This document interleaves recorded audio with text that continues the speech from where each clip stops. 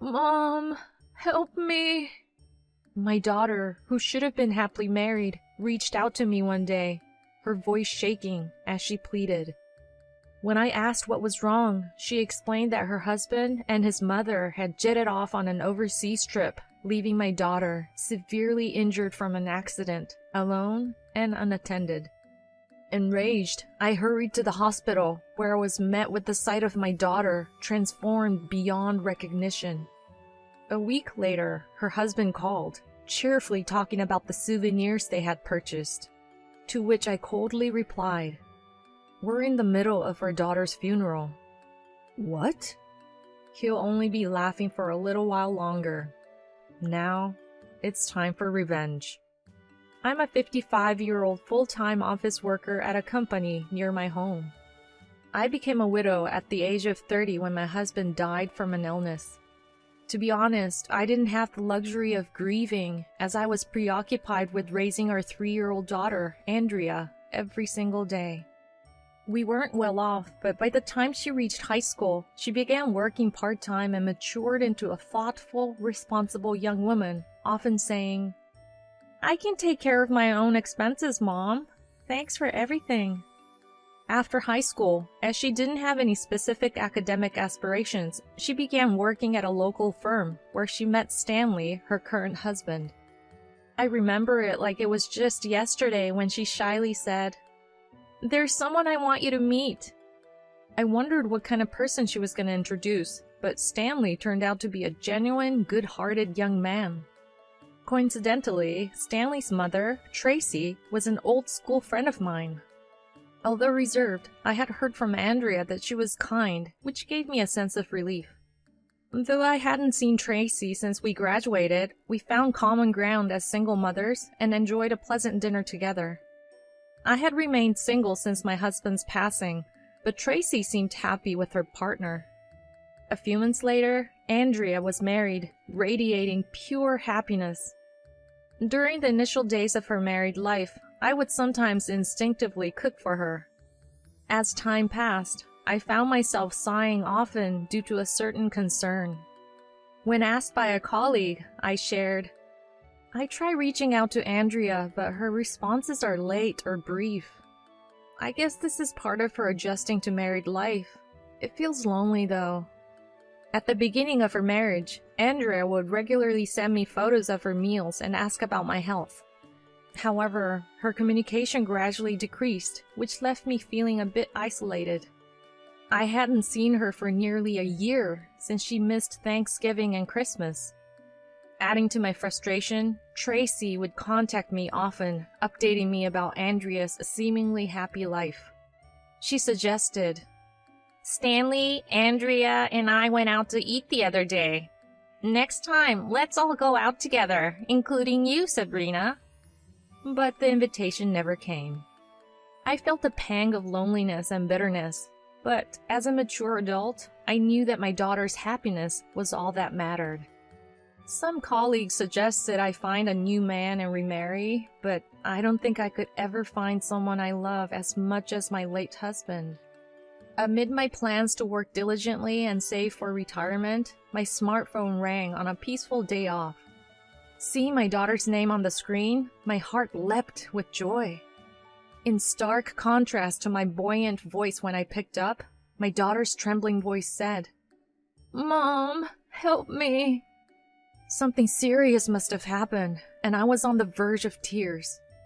After hearing a brief explanation from my daughter, I immediately rushed to a certain location. As I rode in the taxi, I struggled to contain my anger. My daughter lay alone in her hospital bed, looking miserable. "What on earth happened to you, sweetie? Why are you in such a state?" She had been the victim of a hit and run. Her arm and leg were both broken, and she had also hit her head. Her leg was particularly concerning, and it was uncertain if she would ever walk again. After a long absence, my daughter was unrecognizable. Her hair and skin were dull, and she was alarmingly thin. The sight of her broke my heart. "Was what you told me over the phone true?" At my words, my daughter quietly nodded her head. Unbelievable! He left his wife in this state and went on a trip abroad with his mother? Unlike her hot-headed mother, my daughter started to speak calmly. On the day of the accident, she and her husband were supposed to be leaving for a honeymoon in Hawaii. Backed by the support of their colleagues, they were going to go on a slightly delayed honeymoon. But when she had the accident that day, she thought the trip would obviously be called off. However, Stanley had said something shocking. It's unfortunate, but the cancellation fees for the flight and hotel would be a waste. So I'll just go and enjoy myself. She was shocked at his words. Are you seriously going to our honeymoon alone? At her words, he said, I didn't mention this, but my mother is joining the trip. We've booked the same flight and hotel and plan to surprise you there. My daughter was appalled. You're taking your mother on our honeymoon? She then asked me, I mean, how crazy is that? I'm glad I didn't go on such a trip. At my daughter's indignant words, her husband snorted in laughter. Well, I'll at least buy you a souvenir. Don't tell anyone at work about the accident. They'll think I'm a terrible person. Let's say the accident happened the day we returned from Hawaii. You should let your mother know. Oh, I guess there's no need to worry about that. He left the room laughing loudly, and she lost all contact with him afterwards. When I asked, why couldn't you rely on me? She said, they made me believe you were always troubled by me. I'm sorry for reaching out to you today. I couldn't understand what she meant. After learning about the state of her married life, I found myself in tears in her hospital room. Ah, those jerks! How dare they treat my daughter this way? I will never forgive them. On this day, I swore revenge. Several days later, my son-in-law rang on my daughter's phone. Hello? Hawaii is amazing, Andrea. I don't want to come back. It's a shame you couldn't join. I got you a souvenir, so forgive me. He laughingly said on the other end of the line. Can you keep it down? I'm her mother. Must be nice, huh? To be on a vacation while she was suffering. Is this Andrea's mother? He sounded taken aback that I had answered my daughter's phone. I took a deep breath and said, she's passed away. We're in the middle of her funeral now. What? Upon hearing his seemingly pleased voice, I hung up the phone. The following day, my son-in-law, looking visibly uncomfortable, and his mother, Tracy, paid a visit to my home. I invited them in with a piercing glare. Photographs of my late husband and daughter adorned the altar. Stanley collapsed into tears at the sight of the picture. I'm sorry. I didn't think things would end up like this. She told me it was okay to go. I was furious at his blatant lie that he had gone to Hawaii because my daughter had told him to. In sync with him, Tracy said, Yes, why didn't you tell us such an important thing? I didn't get any contact either. To which I coldly retorted, But you went to Hawaii with them, didn't you? There's no point in reaching out to you. Are you stupid or something? Stanley, my daughter has shared everything with me. She must have felt so abandoned. Poor thing. After the hit and run, her so-called dependable husband went off on a ludicrous trip with his mother. Reacting to my words, he tutted and uttered something outrageous. I'm sorry about that. I'm swamped with work and can't really grieve for Andrea. Would you mind looking after her grave from now on? His absurd demand caught me off guard. I'd like to ask you the same. Wouldn't you feel better if you took care of her grave? Tracy chimed in. As if to say that this was the end of our relationship, the two of them started to get ready to leave. So I said, Oh, I see. So that's how it is, huh? Well, she left a lot for me. She was a bit naive and left me as the beneficiary of her life insurance. Upon hearing my words, their faces went pale. What? Don't joke around. I'm her husband. The money should be mine, he yelled in a coarse, revolting tone. Tracy was also indignant. That's rather presumptuous of you, isn't it? Andrea was part of our family. It's rather selfish for you to claim the money just because you're her mother. Uh-huh, so that's your true colors. You were always scaring my daughter like that, weren't you? Poor girl. Stanley, you were with her at the office, controlling her every move. She must have been petrified. I had heard everything from my daughter. Everything was good after we got married. But as time passed, his controlling nature intensified. At home, he was always watching when I used my smartphone, and during work hours, he would take it away from me. She had told me that the messages I had sent were often deleted before she could read them. When I asked him what was written, he told me, "It says don't come home for Thanksgiving or Christmas. She pretty much hates you." Initially, she didn't believe it, but as I refrained from contacting her respecting her married life, she started thinking, maybe I regretted my actions deeply when I heard that. If I had known that, I would have visited her without hesitation.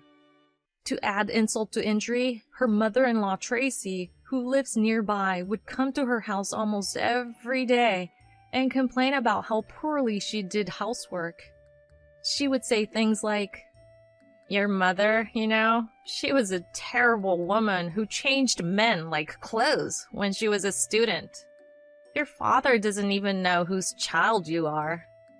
Tracy, you frequently reached out to me. Were all those communications nothing but lies?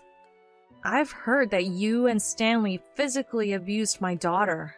Is that true?" Stanley swore heavily, saying, Shut up already, you old hag. It's Andrea's fault for not listening to what my mom says. You're making it sound like I was violent towards her. All I did was make her listen, okay? Just hand over the money already. Your daughter was boring even after she got married. It was a mistake. As he laughed and admitted to his extreme control and violence, I stared at him and said, "I can't give you the money, because, in fact, she's still alive. I've moved her to another hospital. I'm not gonna tell you where, though. I wanted to see how you would react if I told you she was gone, but it was more disgusting than I thought." Furious at my words, Stanley said, "What the? Have you lost your mind? Poor girl, she has a mad woman for a mother." Next to him, Tracy was chuckling, but I didn't care. As they left the house laughing uproariously, I told them, "Your bad deeds will always come back to you. I'm curious about how your lives will turn out." As I chuckled, they gave me a strange look and said, "Creepy. Are you sure you're not crazy?" The door was shut with a bang, but I continued to watch their retreating figures, laughing. The next day, the two of them came to my house again, looking frantic. "Hey, lady, it was you, wasn't it? It's about time you stopped getting ahead of yourself, being a woman and all." "Huh? I'm not getting ahead of myself. I just talked to the company about taking some time off because my daughter had an accident and the doctor said she needed long-term hospitalization. I think that's the role of a spouse, but since the spouse was off to Hawaii with his mom, I had to do it." Irritated by my tone, Stanley grabbed my collar and raised his hand. "Go ahead, hit me if you want to. I told you yesterday, didn't I? All your evil deeds will one day come back at you. My daughter isn't as naive as you think. It seems she noticed everything. She even knows who you really went to Hawaii with." At my words, Stanley's face went pale. "Mom, Stanley has been having an affair with a younger coworker. The reason he wanted to go to Hawaii was probably for that junior. Despite her preference for nearby destinations, Stanley was insistent about Hawaii. This junior was equally eager to travel to Hawaii. My daughter, suspecting their relationship, decided to play along when Stanley planned to travel alone on the day of the accident, but she nearly burst into laughter at his desperate lie about traveling with his mother. The disgusting part was realizing that wasn't a lie and that there was an additional person joining them.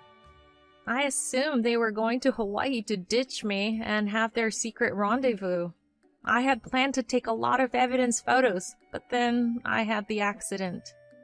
My daughter seemed to have thought things through. I headed straight to her company. Her boss was very surprised. The mother of his subordinate suddenly showed up, told him about the accident out of the blue, and then accused 2 employees of an inappropriate relationship. The photos my daughter shared included several of Stanley and his affair partner appearing rather intimate in the office.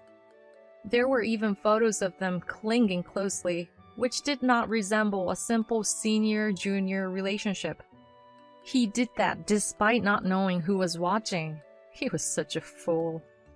"Isn't this woman on vacation at the moment?" To which the boss replied, "Her father in the countryside suddenly passed away." However, the date coincided with Stanley's departure for Hawaii.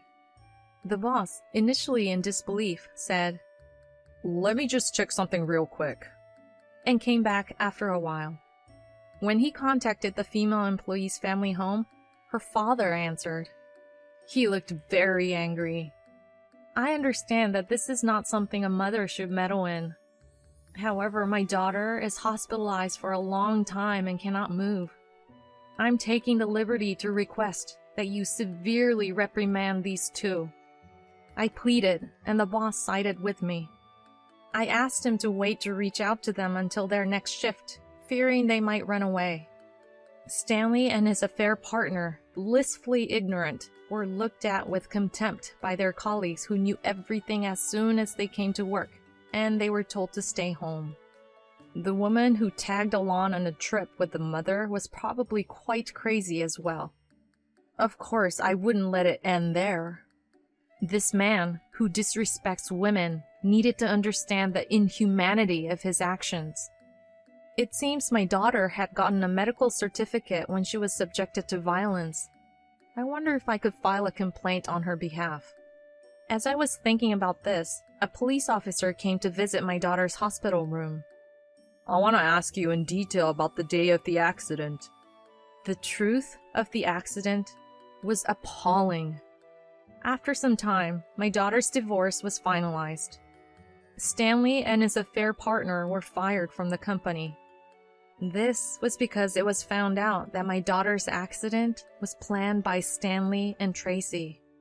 When I was shown the footage from a security camera near the scene, it was so horrifying I almost covered my eyes, but I recognized the car involved in the hit and run. It belonged to Tracy's boyfriend, whom I had seen with her several times. When the police visited her boyfriend's house, he confessed easily. "Well, Stanley said he found someone else he likes, right? I just wanted to support him as a mother. What's wrong with that?" She responded to my disbelief. As for Stanley himself, he said, "I thought a divorce would look bad, so I thought if I could cause her some harm, I could send her back to her mother. I thought I'd be lucky if she even died, because I get the money." He expressed absolutely no remorse, even making light of the situation. Apparently, they planned to get married on the day of the trip, and they had never intended to bring my daughter along. Those 2 deserve to go to hell. The affair partner was not involved in the accident and therefore was not held criminally accountable, but I made sure to demand damages.